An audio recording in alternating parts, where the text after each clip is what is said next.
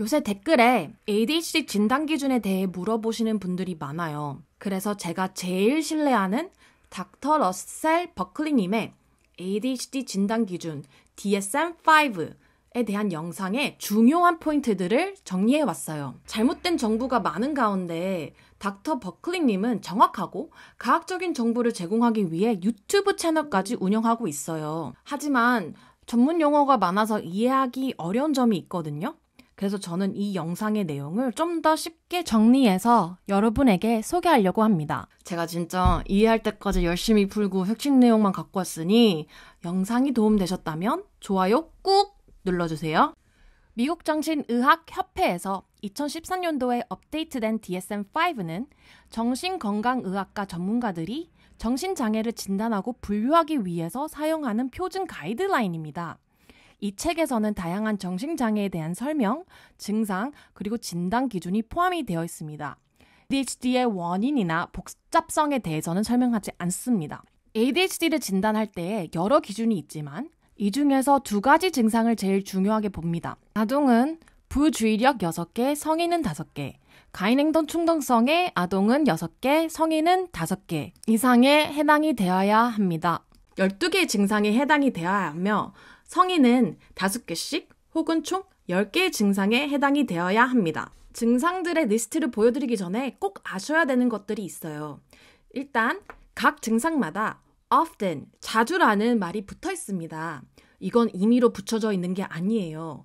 ADHD 증상들은 누구나 겪는 증상이기 때문에 이 단어가 매우 중요합니다. 연구에 따르면 자주라는 말은 대부분의 사람들이 자신의 상황에 적용하지 않다는 결과가 있습니다.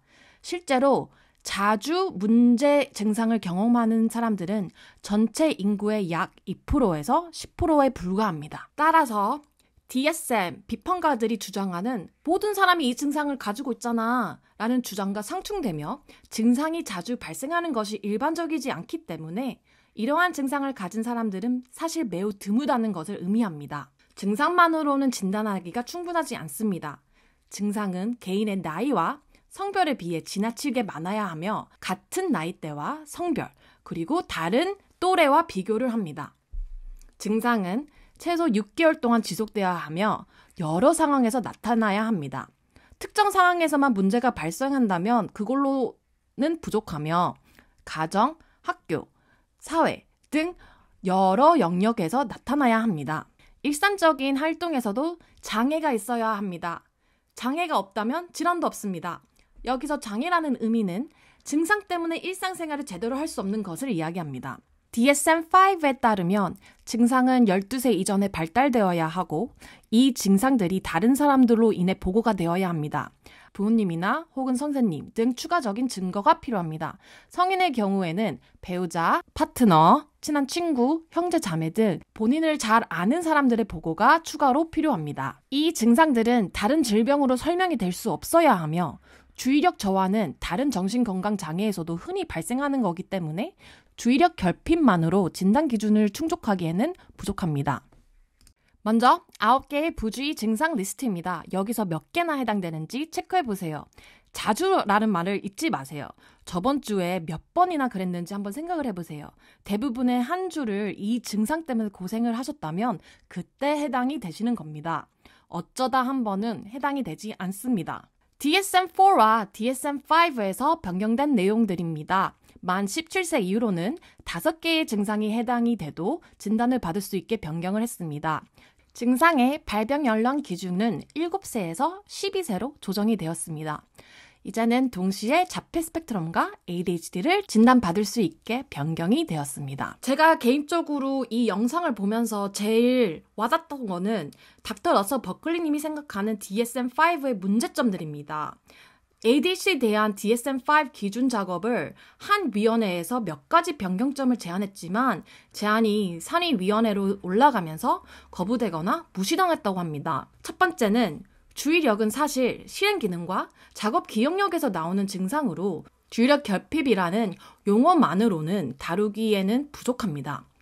DSM은 이 부분을 명확히 하지 않았지만 전문가들은 이러한 증상들이 실행 기능 장애의 더 넓은 범위에 포함이 된다는 것을 인식해야 합니다. 두 번째 문제는 충동성의 증상이 잘 나타나지 않는다는 것입니다. 충동성과 관련된 증상은 단 3개뿐이며 주로 언어에 관련된 것입니다. 하지만 ADHD 충동성은 단지 언어뿐만 아니라 운동, 인지, 동기부여, 행동, 감정 등 모든 표현의 영역에 영향을 준다는 것을 알고 있습니다. 하지만 DSM에서는 이러한 충동성의 여러 면이 대표되지 않았죠. 이건 여전히 큰 문제입니다.